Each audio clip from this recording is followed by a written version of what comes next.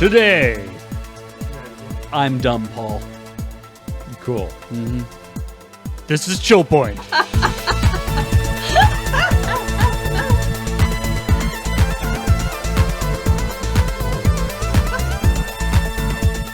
I didn't know they stacked treacherous shit that high, Paul.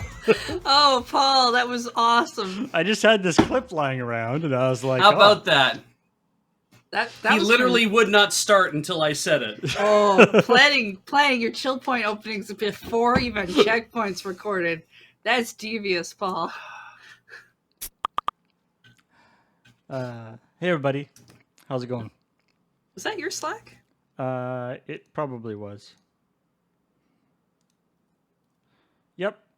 My Slack decided to unmute itself for no reason. Mm.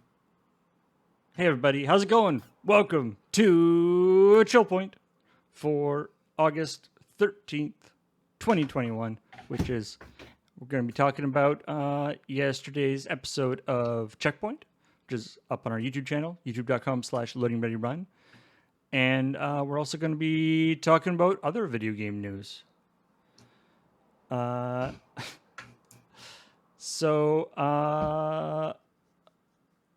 Today, well, the first piece of news today was about Pyramid Head's butt. Yep. And it was flat, and now it's inflated. Well, it was large, and then it became small, and now it is large once more. It is returned to its proper state. As they say, the kids say, that boy doesn't somebody have had a to file a bug preposterous report. shitter. Yeah. Maybe his butt is made of whoopee cushions.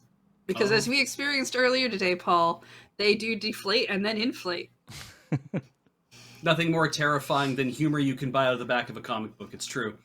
You imagine having a whoopee cushion for an ass? No. Every time you sit down, it don't...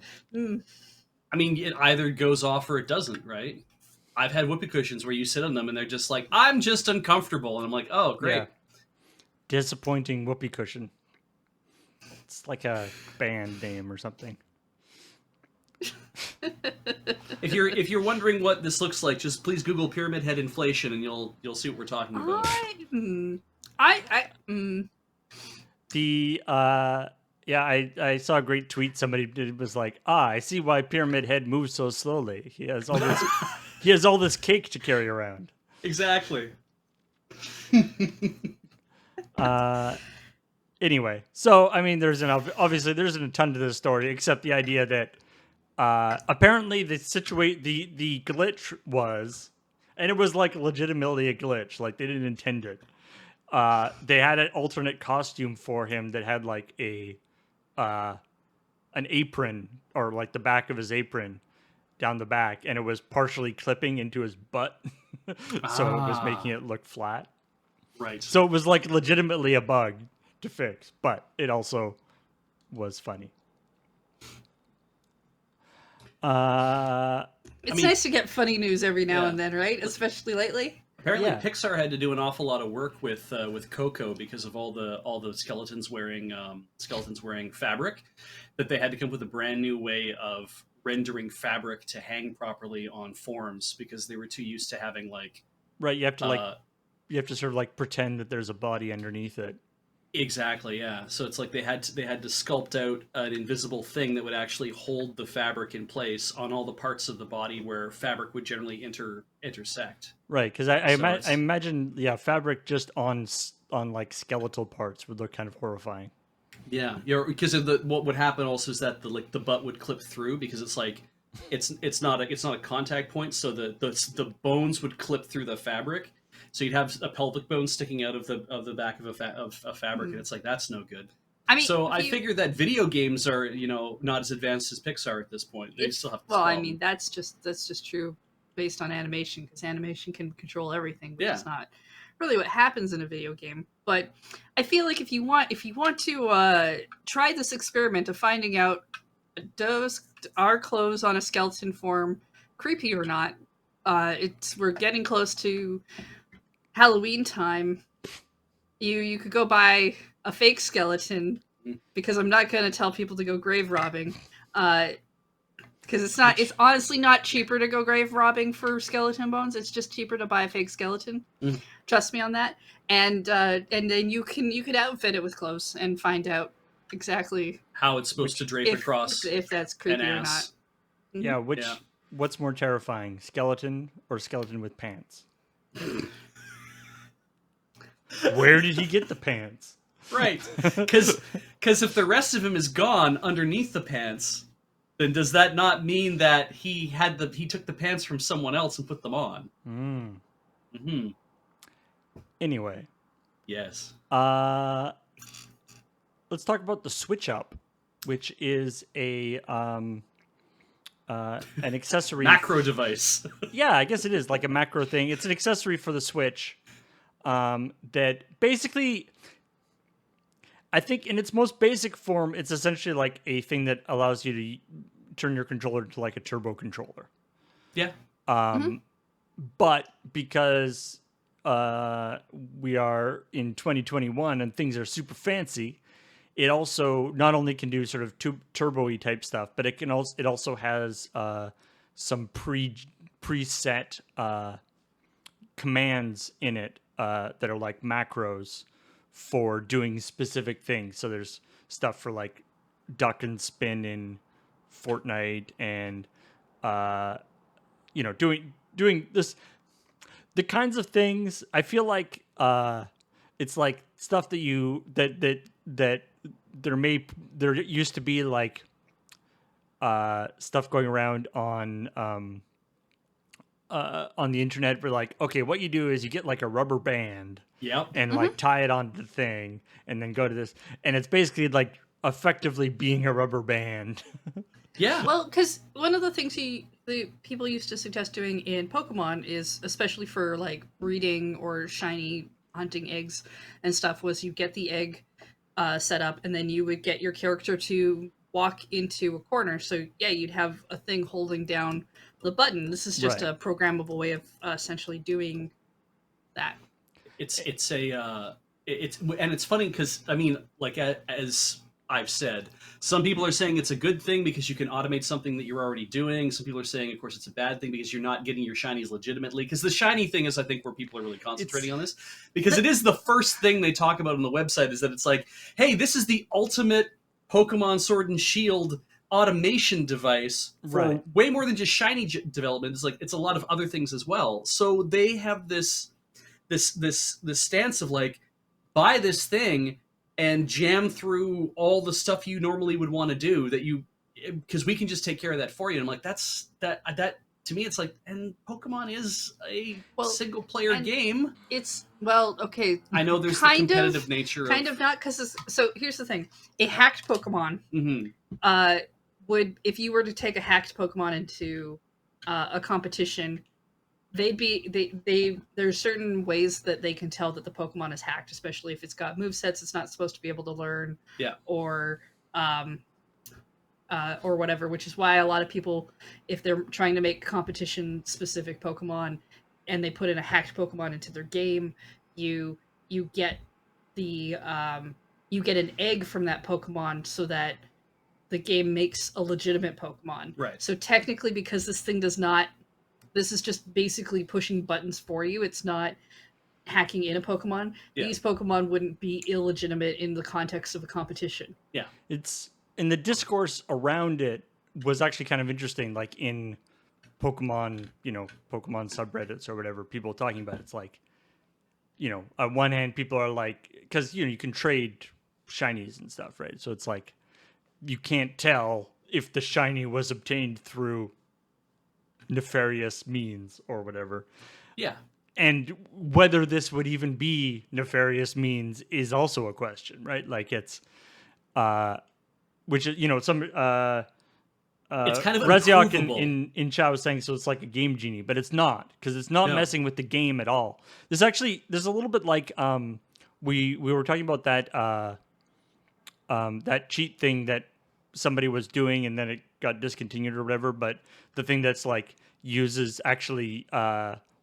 the gameplay and uses like neural network. It's the video stuff. input thing to be like, I'm going to capture that, and I'm going to be. It was AI or machine learning based video input is what it was working off of. And I mean, and this is even simpler than that. This is just, and like you have to, like for the shiny thing, you still have to like push the button every time to tell it to like continue the loop, because this is not a shiny. Like it's not, it doesn't know what the shiny is. Yeah, it does. It's not. It doesn't keep going until it's like, oh, I got what you wanted. There's no input for that. Yeah, there's a, and what's funny is when you watch the video on the website, of course, it's all the actions are sped up, which kind of gives you the impression that it's like, oh, this thing is like, you'll hold down the button and everything will go really fast and be like, okay, I clicked the thing and then it does the thing really fast. It's like, no, everything's still going to happen in real time. So your only job is to sit there and go, I have to click these two things together, and then I have to hold them down until I feel the rumble, and then I have to click them again, and I have to hold them down until I feel the rumble, and just have to kind of keep doing that over and over.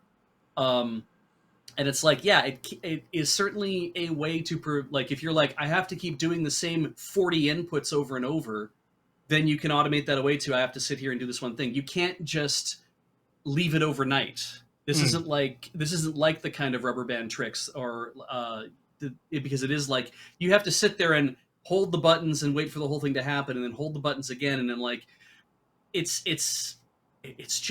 input automation. Yeah, it's a macro device. It's a tool assistant thing. It's people build robots and things like this all the time to try and get specific achievements in things like Final Fantasy X, or I think it's Final Fantasy X. There's like one of them where you have to avoid getting hit by lightning like 200 times in a row to get a specific weapon thing. Yep. And it's the only way you can get a certain unlock thing. And people build devices in order to do it because it can get frustrating trying to do it. Yeah. And so I put this on that kind of level. It's a little weird to me that it does stuff in Fortnite, in a gameplay thing that's with other people. But it is just basically writing a macro to perform a rapid crouch fire. And if rapid crouch fire to you in and lots of other things too, like bunny hopping and whatever else, it's like, if you just want to be able to say, well, I'll just press these buttons and I'll start doing the rapid crouch fire, or I'll start doing the up and down kind of thing to make myself harder to hit, and I'll be firing the whole time. There's also an aim assist mode that if you hold down the button, it's apparently supposed to use the inbuilt aim assist in the game and actually go a step further and make it better. I'm like, okay, sure, that definitely starts to point to giving you an edge over everybody else. But it might also be very identifiable behavior to be like, that is too perfect that you were doing that way. Yeah, so it's obviously, if you were using it in any kind of competitive environment, it's clearly cheating in the sense of not using the input devices that are intended to be used for that machine. Yeah. But especially in the context of like a single player thing, or just sort of automating stuff that you would have to be doing otherwise just to save time, I don't see a big issue with it, but I will note the it also does have the feature of letting you use like your PS4 controller on your Switch and stuff, and like I have an 8-bit adapter thing that's like the only thing that it allows for, because when we didn't have a Pro controller, I already had PS4 controllers. Like, spent $15 on this thing, and you're like, now you can use now it. I have a controller I can just use between my devices, right. is useful. Like, I would imagine though, like if for some reason you were in like a super competitive Switch gaming thing, that kind of a controller would probably be a no-go, right? Like they would probably be like, no, you can't use a weird third-party controller thing. Like a lot of stuff I've seen, they probably wouldn't want you using a third-party controller. They probably, depending on where the competition is, and what the competition is like, they probably don't even let you use your own hardware. Right. Like, I mean, like, doesn't Evo though have rules where it's like if you bring your own fight stick to Evo? I don't know. I thought they had stuff like that. But there's only certain approved ones. Yeah, they have to basically say you can bring this one. That's the one you're allowed to bring. It can't be modified. I remember, a long time or quite a while ago, we did either on CheckPoint or After Show or something. There was a story I was looking at one point that was like a certain brand of controller was being like now being going to be disallowed on at Evo or big competitions because people considered it that it gave too much of an advantage in certain ways and stuff. I've only read the competition rules for competitions that do stuff for like Love Live, and they make you use their hardware and even their headphones. Oh, really? And you can't change the settings, and you have to use their accounts because otherwise stuff's not equal. Interesting. The point where I say that rapid crouch fire can get you banned or get you auto banned in Fortnite, I have no idea if that's true. You have to understand that sometimes I just write things. And I try to be true about a lot of things, but also in some cases it's like, fuck it. If this is a bad thing you're not supposed to be doing, I'm sure that Fortnite has a means of getting rid of you for that. It does seem it doesn't seem like it's super sophisticated in terms of like ban evasion. Like it's probably a fairly like if somebody's doing a certain move exactly the same in exactly the same precise way every time, it's probably not that hard to track it down. Yeah, I mean, let's face it, Beach really just wrote the story so he could end it with that Letterkenny reference. Yeah, and an internet comment etiquette reference just piled on top. Yep. There's no point to the story otherwise. No, it's just sometimes I just write things because I want to write a thing. Or because I'm panicking because I don't have enough stuff to write for the day. PUBG. Let's talk about, well, not technically the story is more about the company that makes PUBG, Krafton, formerly Bluehole, formerly PUBG Inc. And I was sad when I read the story because we didn't catch the like PUBG Battlegrounds name change because that happened a while ago. That happened quite a few months ago, and it never showed up in I never noticed it as a news story. And that's definitely something that we would have made fun of. Yeah. So we got a little bit of it making fun of it in there as part of a different story. But that is super dumb. PUBG Battlegrounds. Battlegrounds. It's like Battlegrounds. it's my favorite it's GTA auto theft. It's just like okay, that you forgot what your own acronym stood Grand for. Theft Auto. Yeah. Auto theft. My biggest thing with this entire story, just sitting there listening to the whole thing the whole time, the only thing I could think is I'm like, I want it to be pronounced Krafton. Krafton. Krafton. I want it to be like really like you have to overpronounce the on part or something. Krafton. Krafton. Krafton. Like crampon. Krafton. There's confusion because in most parts of the world it's macaroni and cheese on, but in Canada it's Kraft on.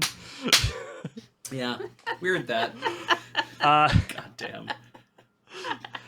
And I mean, kind of like Beige with the Letterkenny thing. I feel like this story was largely so that Graham could make more PUBG name references. Yeah. Uh-huh. Big shout outs for JPEG cattle sounds. I was like, oh, it's so good. So good.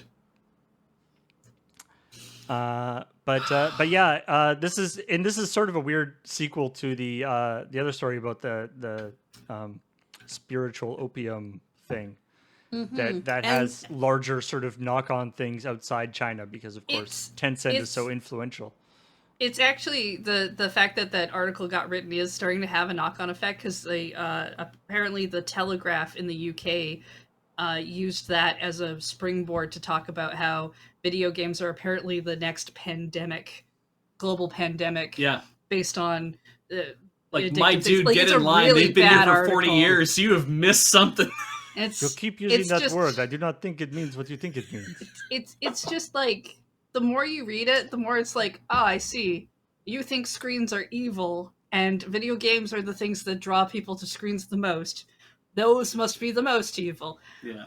All right. Now, Gap Filler and Invitaire are pointing out, it is the Telegraph after all. And the fact is like, to me, I'm like, well, I know that in the UK, the Star and the Mirror and the Daily Mail are all just shit rags. Like, I it's mean, like as far as I understand, all of them are. Like, I don't know what the good ones are. The Guardian Oh, is the one that's like, but the Guardian is a very left wing paper, and occasionally has its share of like going on in it, but the Guardian's kind of like, they do some pretty damn good journalism from time to time. But then it's the ones in the middle where I'm like, I can't figure out the Independent or the Times or the Telegraph. Like I can't figure out any of those to be like, well, where the fuck do they fit? Like it's. I feel like the Venn diagram of like prominent UK newspapers and like ones that people think are have a reputation for being terrible. Like I think that more keep getting added to that list of like I don't know if there are any UK newspapers that people are like, yes, that Unassailable. newspaper. Yeah. We all agree that is a good newspaper. The only UK newspapers I ever read about are on Twitter, and when people talk about them, it's to talk about how shitty they are. And I'm like, okay, I assume there are like I could look at a stack of newspapers locally because I don't read newspapers. That's not how I get my news, and I could be like, I don't know, they're probably all shit. But like it seems like whenever anything is reported in a newspaper from the UK, people will be like, well, it's in that newspaper, so yeah. I'm just saying that a thing got written about video games being opioids, and someone else was like, oh, great, now I also can write my article about that because somebody else has. Yeah. And once you start having that effect, then it starts to leak Right. out into other places, and then we end up doing that thing we already did, which is just people being like, oh, we're having that argument again, are we? Yeah. Because it becomes this thing of like, it's like something that's very histrionic turns into somebody who is a little less histrionic but has an axe to grind at a place that's a little more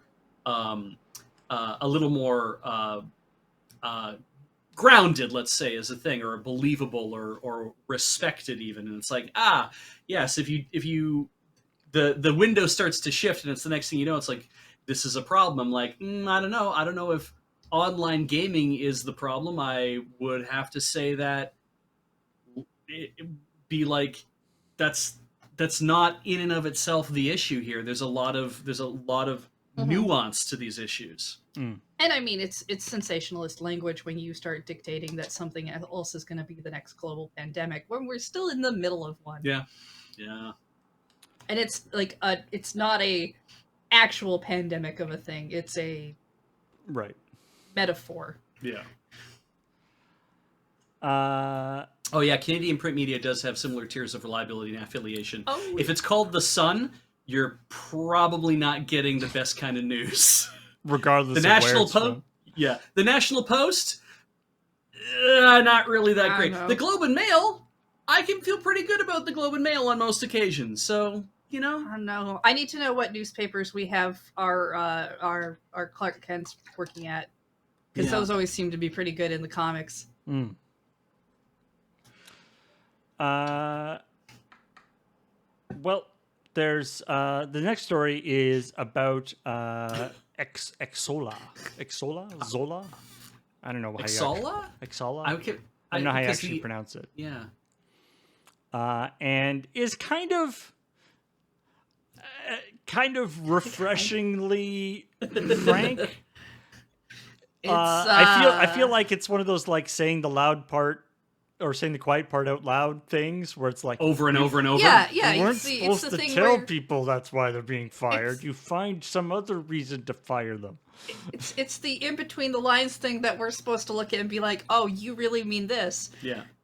But they said that part, so what are we supposed to say? And the thing is clearly from the way that the CEO acts, where it's like, okay, so there's a lot of articles, and I recommend going reading all of them because it's very illuminating on the kind of company this is, because it really comes down to this is the CEO's company. This is not we have a lot of people and we're all talking about whatever.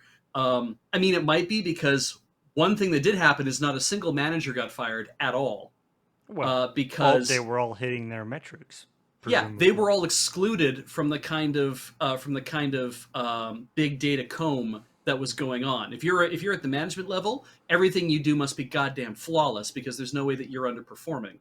Right. And this apparently is not.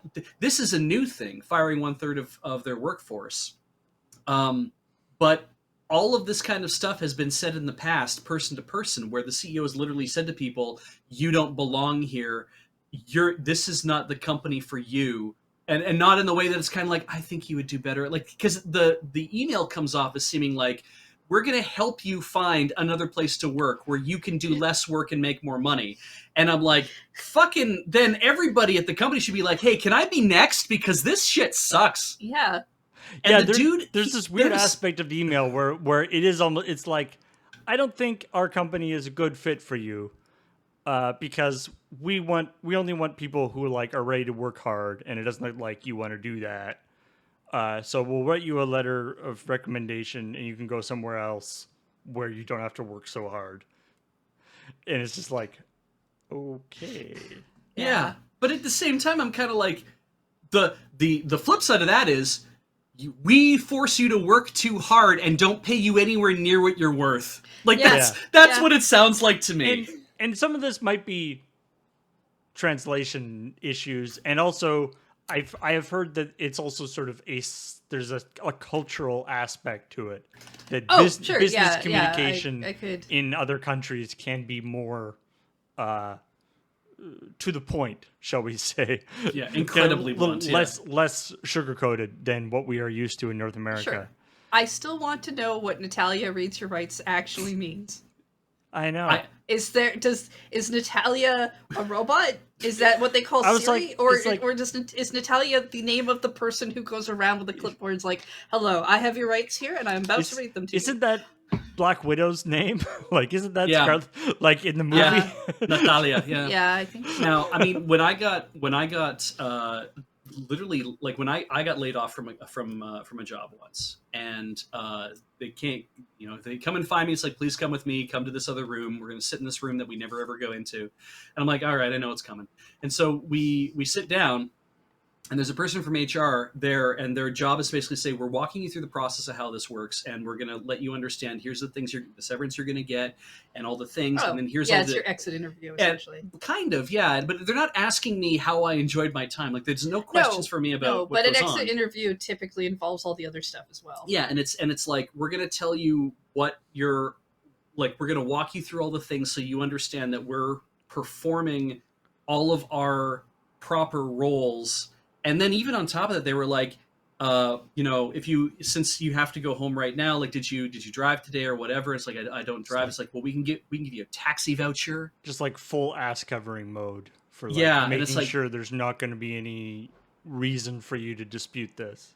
If you want to talk to a grief counselor, we pay for sessions for that. Here's a pamphlet. If you want to contact them and go through that with them, like, they're like, the union is this is why I'm like pro union. It's like the union had, I'm sure, worked with all this, and HR was like, we are on board with pushing all that onto the people who have to get let go, because it is a very traumatic time. Yeah, I remember getting laid off. I got a phone call, and the store was also closing, so everyone got laid off at the same time. It's very weird and harrowing. And in this case is a thing where it's like, it's incredibly blunt. He even says, like, there's stories of fear and there's stories of hope, and a fear sells way better, and it's, scary stories are way more effective. And it's kind of like, that sounds awful.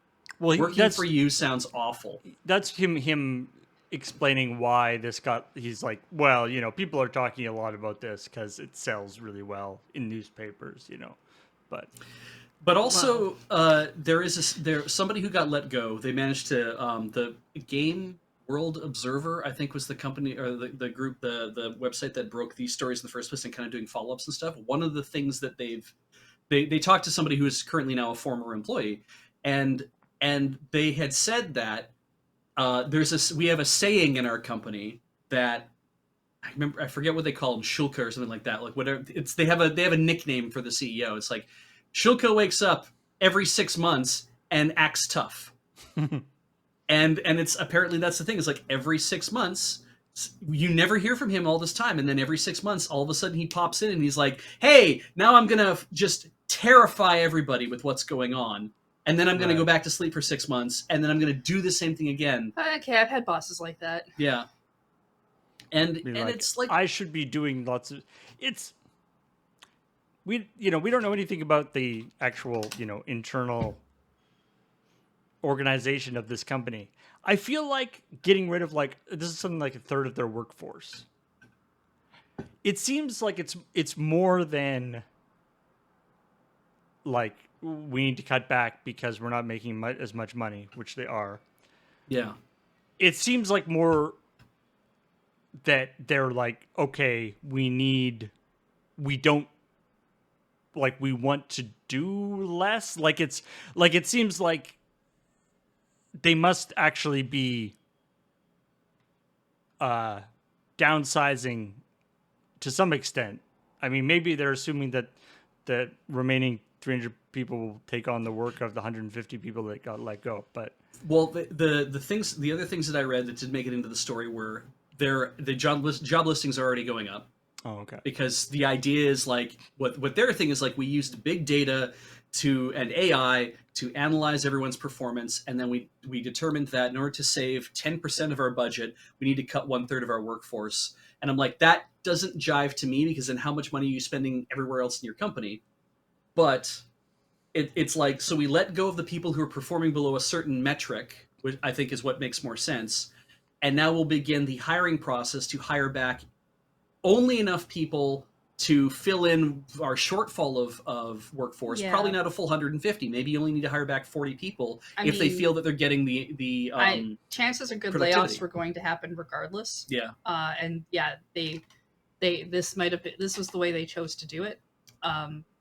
What I think the thing that strikes us all is the fact that it's like, you didn't show up for work remotely and stuff, and it's like, we all know, especially having done remote work for Lure, that sometimes a bunch of us don't talk in the Slack because we don't need to, because we're doing our jobs or we're doing other thing. But it's not like I constantly need to tell people in the Slack, hey, I did this today, or whatever. But reversely, I have worked at jobs where you can tell they're trying to figure out where to axe people, because I've been told that I need to tell them every single thing I do to tell them Right. where all my time is going. And I'm like, all right. And once I start adding in all the tiny things, they're like, oh, you don't need to tell us the tiny things. I'm like, I do, because I do a ton of tiny things. And if you think I only do 5 of my 8 hours of work a day, I know I'm getting fired. Yeah, I need to tell you all the other things that if I wasn't doing these things, this stuff wouldn't get done. Like, if they had told people this is the metric we're going to use beforehand, you can bet people are going to be sending a lot more emails. Those emails would have gone up. Like, a bunch of busy work would have happened for no real reason. One of the and sometimes that is the thing, is that bureaucracy trumps productivity in a lot of these cases. There was a the employee that they interviewed had said that the rumor within the company is that there are certain documents on Confluence. Confluence is the document store they use. Certain documents on Confluence, I'm going to keep pronouncing it weirdly, that if you haven't read them, that was a strike against you. You need to have read whatever these documents were. And then therefore it would have been like, oh, well, we see that you're engaged because you have read these specific documents that we've put up on Confluence. Right. Now that's a rumor. But I could see that also being true, where it's like, you didn't read the employee handbook, therefore we figure you're not engaged. It's like, well, I guess. Jira is how I pronounce Jira, so. All right, chat folks. I mean, we've been analyzing the last year's worth of chat logs. Some of you have got to get your numbers up. I'm sorry. Yeah.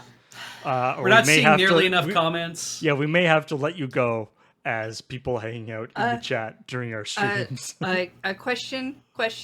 Does that affect any of our mods at all? Because technically I have mod status and I lurk. Am I exempt from these rules? I'm not seeing enough use of the greed emote. I'm going to need to see a little bit more of the greed emote. Yeah. No. Well, you'll be a managerial position, so, Oh, okay. Here it comes.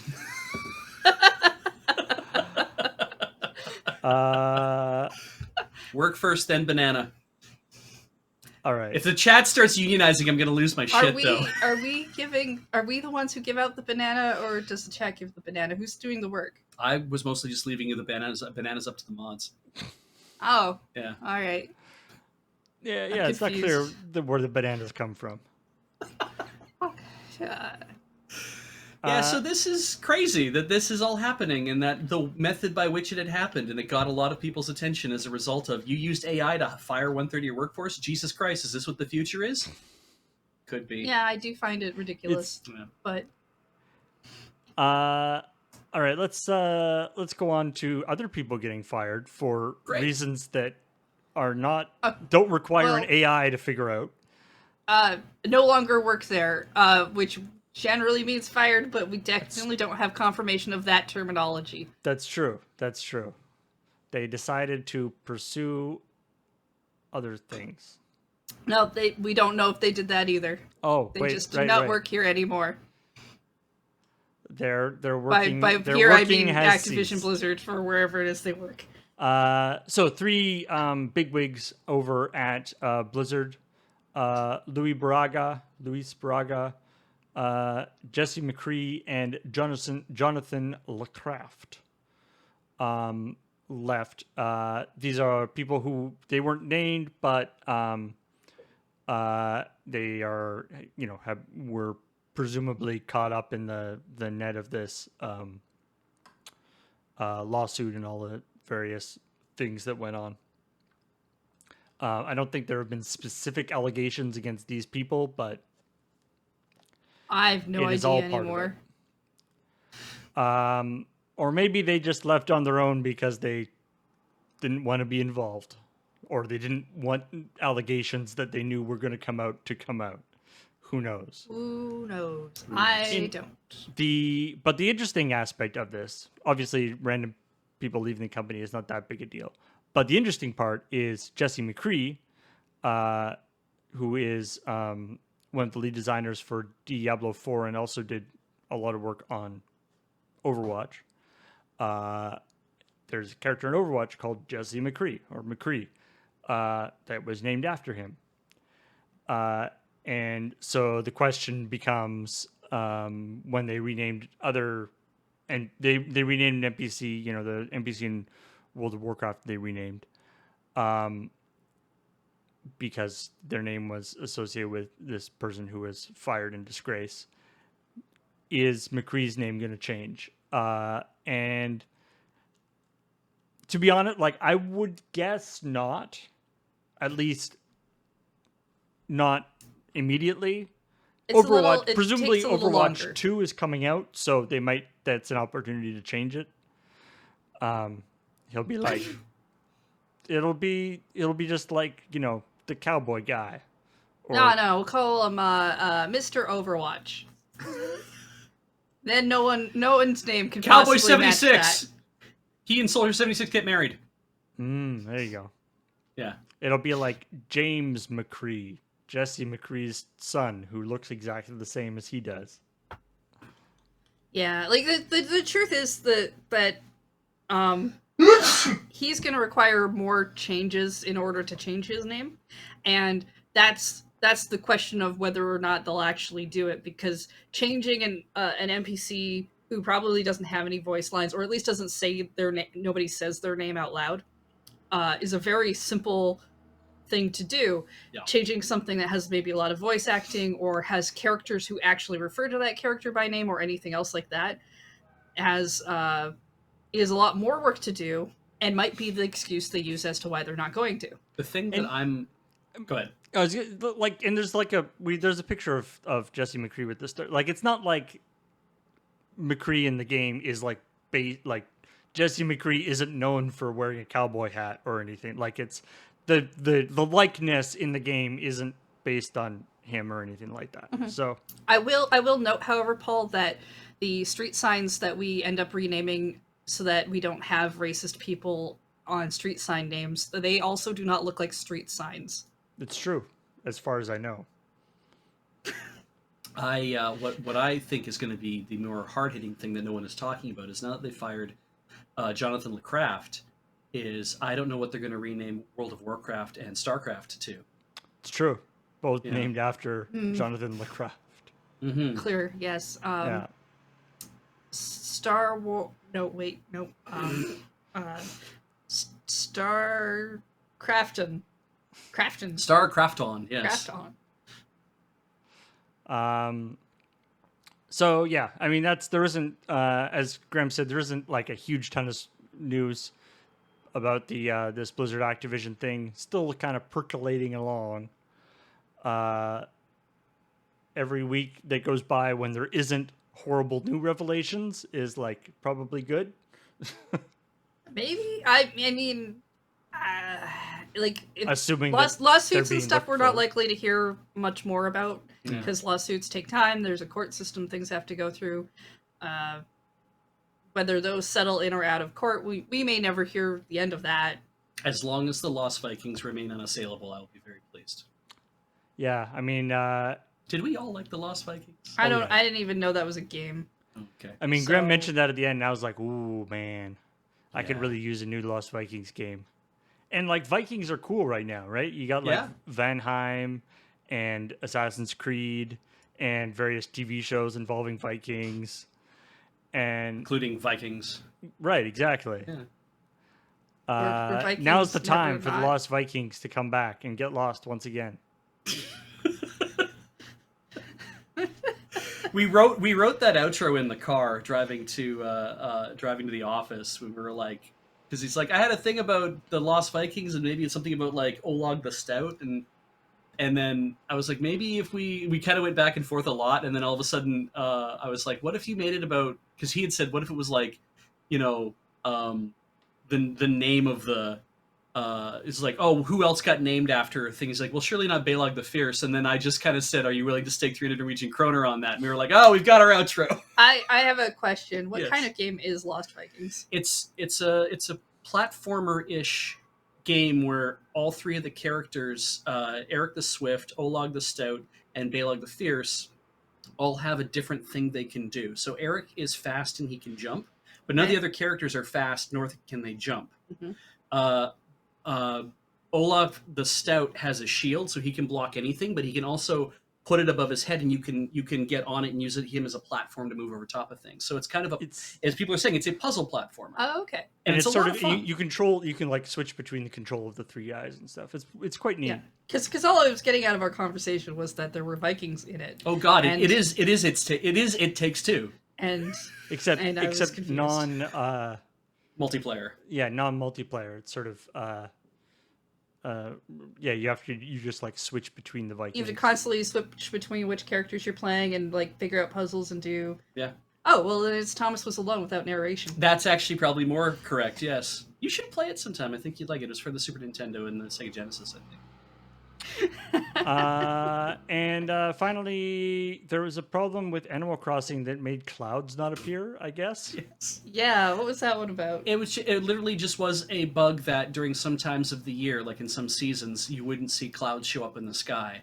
And it's one of those things that you probably wouldn't notice unless you're people who spend a lot of time waiting for clouds to come in so you can take pictures and stuff to have the clouds in the background. But I think by and large, it was just one of those things they noticed in testing was like, oh, we better fix that. When Okay. I was looking at this story and looking for graphics and stuff for it, I came across this whole thing about there's a website, I think it's called like Meteor Nook or something like that. Okay. That's basically it's like a weather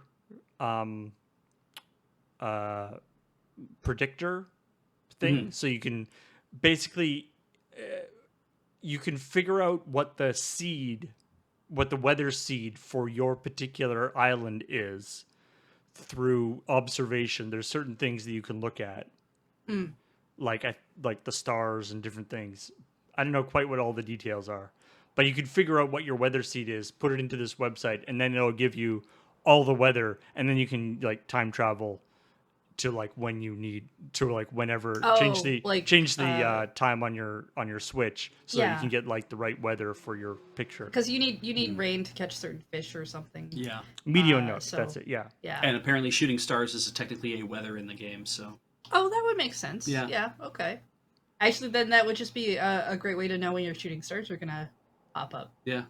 And then, of course, also as pointed out in the coming up, Brewster's still not in the game, which is not really news, but is a constant thing that people are angry about Yeah. anytime I read anything about Animal Crossing. So Kathleen was the one who wrote the coming up. So I saw it. I was like, oh, I'm reading that word for word. That's perfect. Yeah. That's exactly. That's what a lot of us feel. Every time I listen to a podcast where someone is like very much talking about Animal Crossing because they're into it, they're still very angry that Brewster's not in it, and I agree. But it's just like that pops up so much more often than I would expect it to at this point. Like no one's given up; they're just still simmering with anger over it. They did now. And I guess as an aside before we move on to the other stories, they did say recently that Animal Crossing was getting like more updates. Larger updates were coming. They were working on more updates. Yeah, they haven't said for what, but they just said and they haven't said stuff. for when. I'm assuming what happened was they planned out kind of maybe updates for like a year. Yeah. And like prior to COVID, and then COVID hit, and now then they were just trying to make sure those could happen. Yeah. And now they're working on more stuff. Yeah, because like updates sort of slowed down on it, and people were like, "Is this it? Like, is Animal Crossing done until like the next version, the next game, like Animal Crossing whatever comes out?" Well, there's but Nintendo has committed to updating Animal Crossing. Yeah, because there's no precedent on what to expect.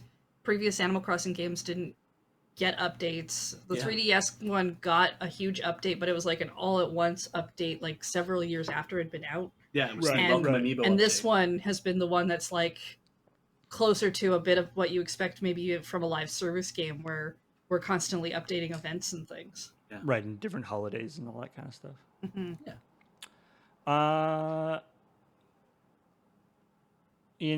So let's look at some stories we didn't cover. Cool console mods news. Somebody has. It's actually. I mean, this is kind of interesting with the stuff like the Playdate just coming out. Because somebody made this big mod of a Game Boy Pocket, and put basically like a big like solar panel on the back.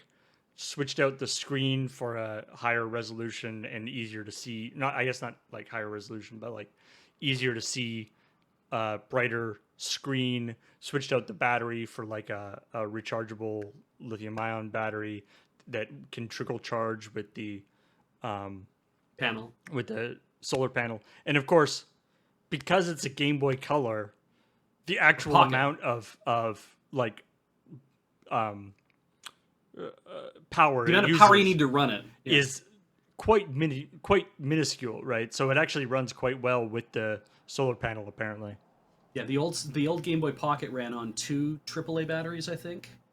Like my Game Boy, or my original Game Boy, runs on 4 AA batteries. Yeah, I had that one. I never had a Pocket. And the Pocket, I think, was the one that ran on 2 AAAs, and I think that the Color ran on 2 AA's.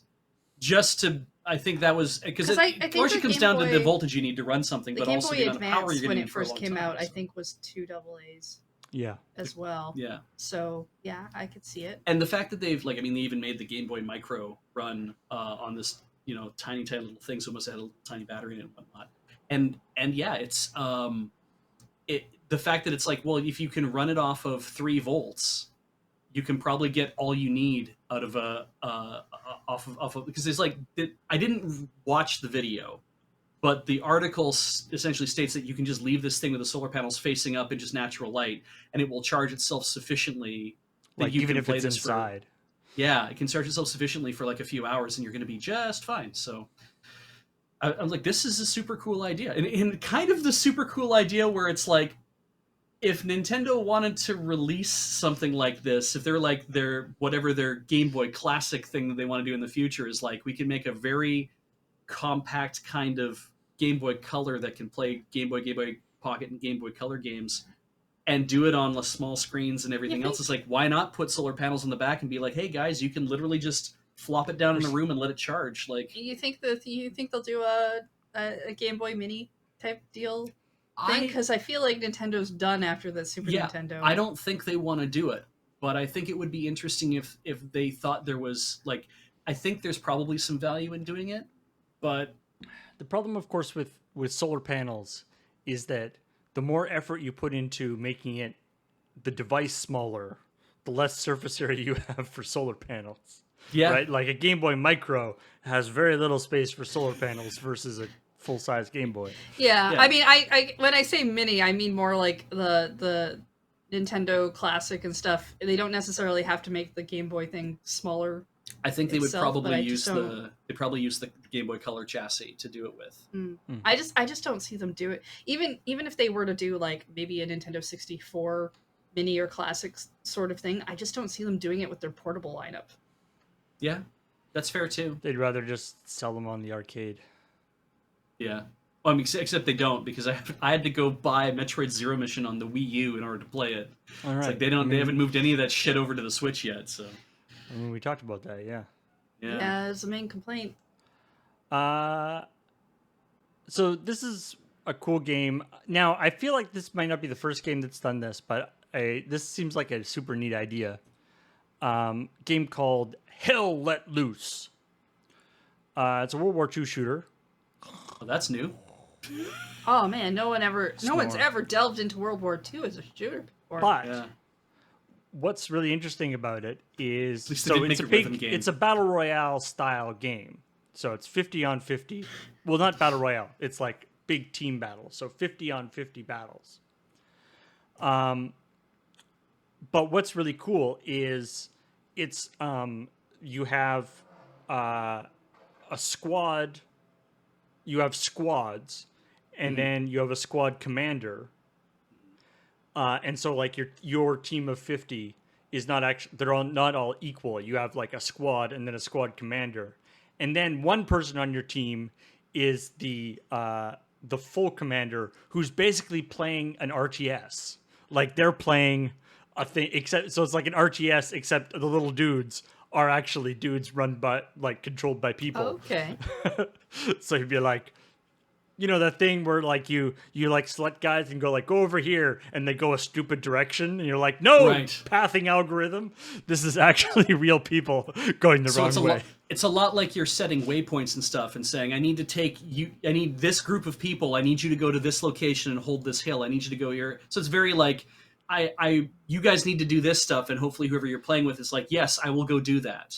And it uses and it's got sort of proximity style chat, right? So like the squad people can talk to their squad leader, and the squad leader can talk to his squad people, and the squad leader can talk to the commander, but the regular infantry can't talk to the commander, right? So there's like the chain of command as you would actually have, you know, in a battlefield, which is kind of interesting too. So people are talking about this as being like a game called Natural Selection or Natural Selection 2.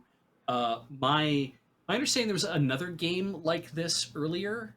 It was like a dungeon type thing, I thought, or like, I can't remember what it was. Maybe I'm thinking of Natural Selection, but the similar kind of thing where it's like somebody's at the top saying, I'm going to have control over this stuff and give you hints on, like, or tell you where you need to go. I mean, to do anytime I stuff. hear that kind of description, all I can think about is life-size human chess, where you have a person up on, like, with a giant chessboard telling people which moves to make, because they're the only ones who can actually see the board. So apparently Battlefield 2 may have been also the same thing that did that. Yeah, so like I said, I don't know if this is like super unique for it, but it seems like a neat idea.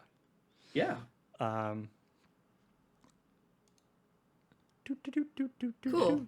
I don't know what the fantasy-based one was, but yeah. But because I know Paul put that in there. Paul, can you explain the Madden NFL one? Because, boy, there's a lot that's new in Madden NFL 2, it sounds like. So there's a big story about Madden NFL 22.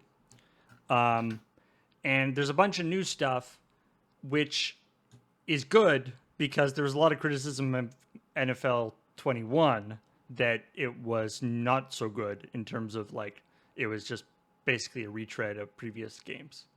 I know, a yearly sports game franchise being very similar to the previous year. Yeah. But apparently it was more so than even usual. Okay. That fans of the franchise were disappointed. So with NFL 22, they're making a big effort to make it unique. And one of the things that caught my eye about this, again, I'm not that, you know, I don't know that much about the. You don't play Madden. the video game Okay. football market.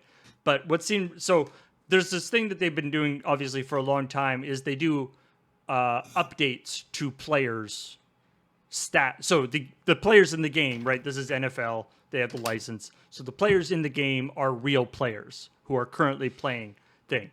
And something that has been happening for a number of years now is they'll release updates to the stats of the players in the game as the player in real life plays. So if the player in real life starts getting better at field goals or has gotten a better record in field goals than he previously had, they'll change his stat in the game to better reflect what he's like in real life. And that's been the case for a while, like this idea Okay, of okay, keeping the updates and stuff.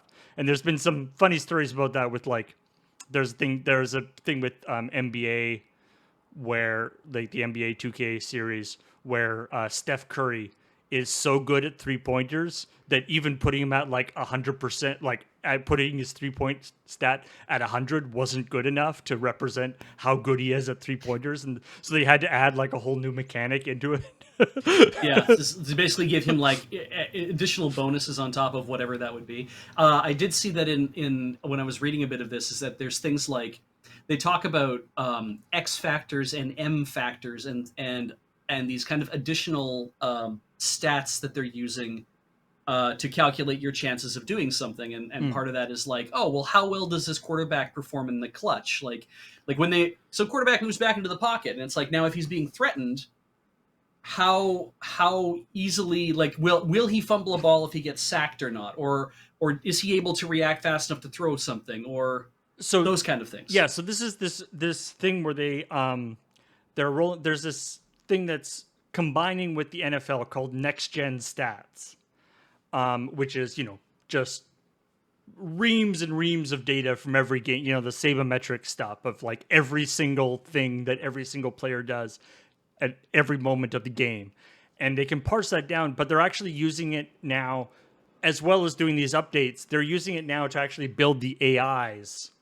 So theoretically, I don't know how much this actually happens, but like theoretically, not only is the player, like the other players in the game, playing with the stats of whatever that player is, theoretically, they're actually trying to make the player play as that player would have played in Yeah. that scenario, which is kind of So wild. not all, yeah, it's like not all of the linemen will perform exactly the same as you've seen them. If some linemen are better at doing some things as ever, as evidenced through what has happened in previous games, then that becomes that influences how that will now affect Madden NFL 22. Do people do? Does anyone just like, oh, I know this group of people is playing against this group of people next week. If I set both those teams on each other in Madden football, and then I compare and contrast what actually happens in real life. There has been an ongoing thing of like the Super Bowl, like the Madden team has simulated the Super Bowls for the last like 5 or 6 years. Oh, okay. So I would love to point you at one of my favorite websites. No, I hate going to any of the sports things you and watch. YouTube channels. No.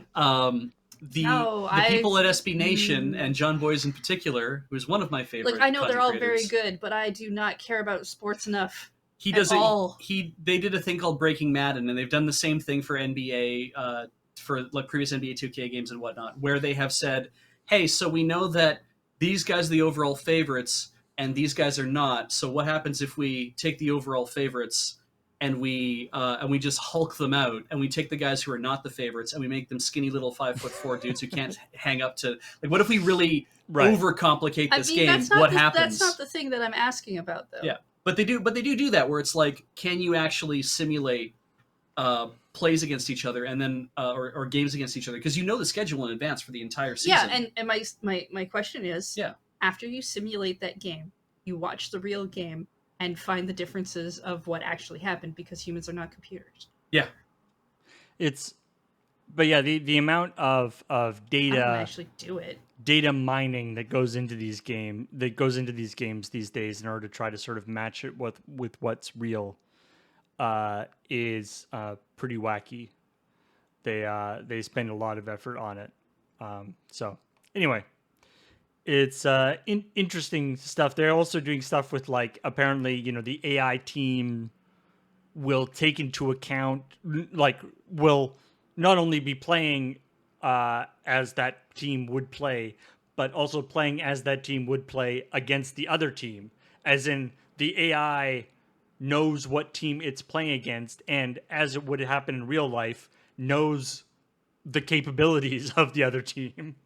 So they know whether the AI plays differently if it knows that it's playing against a team with a good offense, or a team that likes to hit field goals, or whatever. The So- breakdown. Where was this again? This is on Polygon. Where was This is on Game Informer. Right. If you head to Game Informer and read it, it's actually interesting to see the level of granularity where simulation games that are based on real people, where we're getting to that point of how tight of a simulation do you need something to be in order for it to be even more appealing to the people playing the game. And what that means is then way more data, way more algorithms that explain how the data relates to each other, tweaking of algorithms when you find that something weird has happened as a result of like the Steph Curry incident, right? And then also the fact that these are all real people, but you're simulating matchups between real people, hoping to get them to play each other in more and more realistic ways. And then what does that mean for the real player if they just have a bad day? Well, all of a and they sudden don't- that shit shows up and it's like, oh, they're just complete waste of time on the field. It's like, no, it's just one bad day. Yeah, it's not only did you play badly in a game, but now your virtual avatar in millions of games across the world has suddenly gotten worse. Yeah, like the dude, the third offensive lineman from the left shows up, and he's kind of having an off day because his wife's in the hospital giving birth, and his grandmother passed away 2 weeks ago due to COVID, and it's like he's got a lot on his mind right now, and all of a sudden he just kind of lets a guy through, and it's like why do we have to get so specific with this example? But that's the thing, is the specificity of it. It's like, so then how specific do you get in the AI to be like, well, we're gonna have personal tragedy meters and shit, and it's like, no. After this whole conversation. All right, let's talk about something non-controversial. Great. Game called Back for Blood is currently in beta. Super neat. I believe some people from the crew actually played it a little while ago. It's sort of a spiritual successor to the Left 4 Dead games. They had a problem that it turns out some of the zombies sometimes would say what sounded like the N-word. Mm-hmm. Basically, the zombies have a bunch of things that they groan. And one of the things that they groan is like, grrr. And one of the things that they groan is, nah. And if they do them in the wrong order right after one another, or there's two zombies standing beside each other who do those two things in the wrong order, then it sounds really, really bad. Yeah, it's really weird too, and you hear the video example. I played it for Heather last night. She's like, "What are you doing?" And I'm like, "All I can hear is gunfire." And I said, "No, come over here and like really listen." And she did, and she's like, "Oh Jesus!" And I'm like, "Yeah, that was." Yeah, it was really because I can't. When you're listening for something to sound like something, you can't tell the person what it sounds like, because otherwise you're preload. you're preloading it, right? And I think we had to play the video 3 times too, because the window was open and a bus came by just as like it happened the first time. So this is obvious, like 100% unintentional, and and also like hardly ever happen. Like it's a random occurrence that it would happen. Like and it never happened in testing, but it happened to happen. A fairly prominent streamer happened during his stream. He was like, "Wait, what did you call me?" Yeah. And of course that got clipped. Blah, blah, blah. So it's not that, obviously it shouldn't be that hard to fix. Just either take out one of those syllables that they groan, or make sure they don't groan them one after another or whatever. There's Yeah. various ways however you that they wanna could do it. Program that. This was Back for Blood, and for anyone who's asking. But it was Yeah, which is just still in beta, I think. yeah. Yeah. This is why we beta test games. And then finally, there was a small amount of interest on the internet that Idris Elba is apparently going to be playing Knuckles It's a step towards being James Bond, definitely. in Sonic the Hedgehog 2. And all we have is like the fist. Idris Elba just posted or tweeted like the fist, Knuckles fist or whatever. And like, I mean, for one, And then said knock knock. Yeah, So, yeah. Obviously this sounds great. Weirdly enough, it's like the Sonic movie, the live action Sonic movie, actually quite enjoyable. Yeah. And maybe possibly like just because the expectations were so low for it, people are like, yeah, this is actually really fun. If you want to hear about some prior Sonic talk, the CTS we did earlier this week included a lot. Yes. Thanks to my help. I hope this is because Idris Elba is English, is he not? He is. I would like his Knuckles to have his English accent. I he- want basically him to sound like Heimdall. To be fair, though, he was also very prominently in The Wire Yes. with a perfect Baltimore accent. So That could be good too, actually, now that you mentioned it's it. like he's a really good actor yeah. and can do multiple accents. Is Knuckles Australian? Not in echidnas any are. of Echidnas. not in any of the things, but yeah, echidnas are Australian animal. I've Yeah. never I don't actually think I've ever- I've never heard Knuckles speak. I've never I don't played think I've ever heard him with a Aussie accent. like should I've watch never Sonic seen a Boom. game or play or a TV show or movie in which he's in it that is actually voiced. So I don't know what he's supposed to sound like. Well, in Sonic Boom, he's a bit of what's the term people use? Himbo. Oh yeah. Which is still fun. He tries. So, and we also know from the stinger of the Sonic movie that Tails is going to be around. So Spoilers, Yeah. but I mean, come on. You had to know that I mean, a you movie can't- called Sonic the Hedgehog 2 had to have Tails in it. I mean, to be honest, I waited that entire movie waiting for Tails to show up, and so I was very happy when Tails showed up at the end. Yeah. There was a brilliant tweet by people remember Jackie Harris at all. She was an actress during the big in the 90s or whatever, but she tweeted that it's like, is there any way that I can get cast as a villain in Sonic the Hedgehog 2 because I have a few ideas on how to make Idris Elba's Knuckles disappear. It's like, Wow. it was amazing. Wow. The thirstiest tweet, and I was like, oh god. Woo. although Good for her. I will say there's the slightly questionable part. There's this picture, the picture that was posted of Knuckles' hand is like wearing this white leather glove or whatever, Yeah. and the spikes on his knuckles, which is sort of like one of his defining characteristics, are like part of the glove. Yeah. Yeah. They're sewn in to make room for the spikes. Right. Yeah. Which seems odd. Like it's as if like, Wolverine's claws had Well- spandex over them. That would be really funny, yeah. Because he's supposed to be able to like climb with them, right? That's his. Right. That's Knuckles' whole thing. Well, climbing and gliding.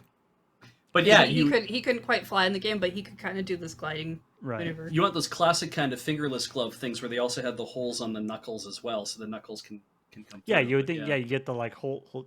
Anyway. I mean, this Yeah. this does beg the question, though. Does this mean at some point does he take the gloves off during the Oh. movie? Do we get to see That's the, like, whether or not those knuckles are there, or if he just kind of things- has humany hands? Things are Ah. serious. Wait, he takes Hey, off the gloves and he doesn't have the spikes? Like maybe the spikes are we part don't of the know. glove? We don't know until he takes them off, right? That's I mean, true. we got to see Sonic's feet in the first movie.Maybe we get to see Knuckles' hands in the second. Did that make it to Wiki Feet? I I don't- have to I don't hope know. that I it don't made it to go on Wiki there. Feet.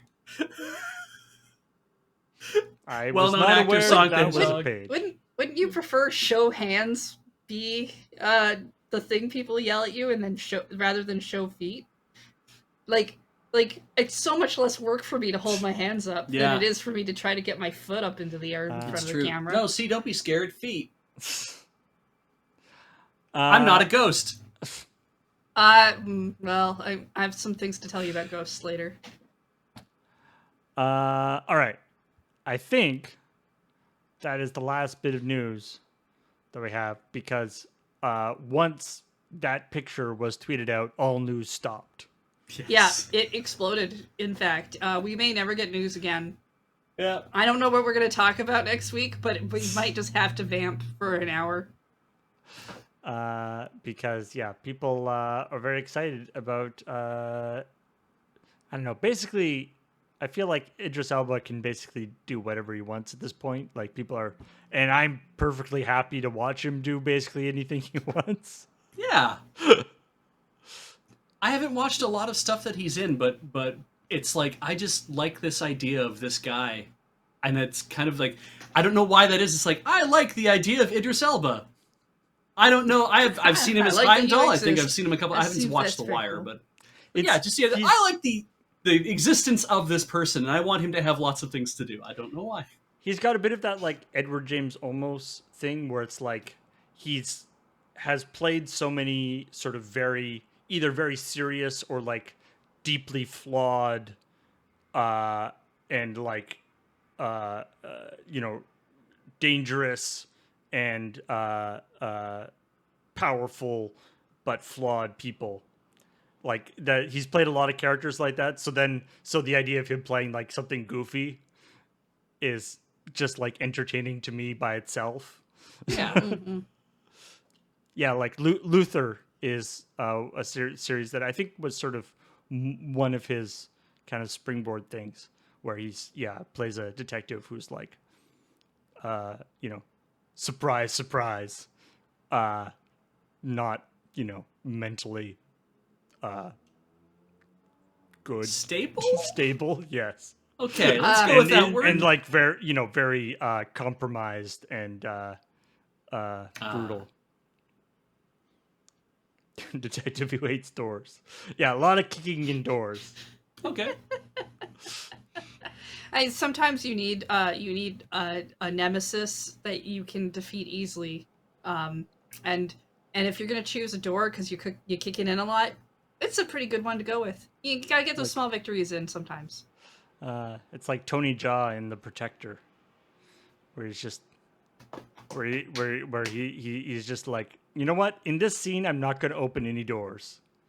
In this scene, I will only smash people through doors. I will not. I'll let them open doors for me. So every scene he's in, it has a different special rule, and the audience has to guess what that rule is of that scene. Is that just for fun? It's like a New Year's resolution. It's just like today, I'm only going to break arms, not legs. It'd be funny in an action film if it did like as a new scene started, just kind of everything froze to a stop, and the actor said, "From this point forward, I will no longer open doors without using another human being." And then it just kind of took off from there. You're like, "What?" And it just kind of moves on from there. I want the person he's standing in front of, the only person in the room, in like a room filled with 3 doors, to have heard that line, be like, "I'm sorry, what?" And then he just grabs him, throws him through a door. It's like, I feel like Deadpool could pull that off. Oh, absolutely. Oh, yeah, that would be very Deadpool to do that. There's a lot of that kind of. Ahead of me, yeah. There's a lot of that. There was a lot of that chatter, I think, in Zombieland in the first movie. Yeah, it sounds like Zombieland. But yeah, I like Deadpool Deadpool for that kind of thing. All right, let's look at what's coming up next, because what's coming up next is Friday Night Paper Fight at 5 o'clock. Going to be doing the D&D AFR Commander decks. Now, is this paper decks? Yes, this is the pre-constructed Commander decks. Kathleen, Surge, Ben, and Wheeler going to be playing them. Should be super neat, super fun, and I think from what I understand, the decks are quite spicy too. So should be good. And then on Sunday, so nothing currently on Saturday, but on Sunday, Heather and I are going to be continuing our playthrough of It Takes Two. It is quite bonkers. We just escaped from a kaleidoscope. We are terrible parents who are going intentionally to make our child cry. We're on a quest to make our child cry. Literally, that is what we're trying to do. We are trying to destroy a thing in front of her that she loves very much, and we seem very excited about it. We're like, yeah, we're gonna make our kid cry. Yeah, I feel bad about it. And then it's Rhythm Cafe Starstruck Prologue, which I'm looks cute. Believe is an Ian choice in terms of the yes, game. it's Ian's turn in the studio because I'm still not done Wonder Song. Which means I did no research, so I don't know what this game's about. All right. And then Wheeler's going to be playing some Gwent, Witcher card game, on Is This Your Card? And then on Monday, it's the Can't Draw Horses Club, where Corey and Friend will be drawing things that may or may not be horses. And then on Dice Friends, myself and Adam and Beige will be attempting to actually accomplish something. I don't know if we're going to win, but at least we can do something. Yeah, we met a griffin, and something good did happen for once. Yes. Yeah, if you need to catch up, the first VOD of that is on the youtube.com/loadingreadyrun. Great. Awesome. So, yeah, lots of cool stuff coming up. Loadingreadyrun.com/live has the full schedule. All stuff coming up.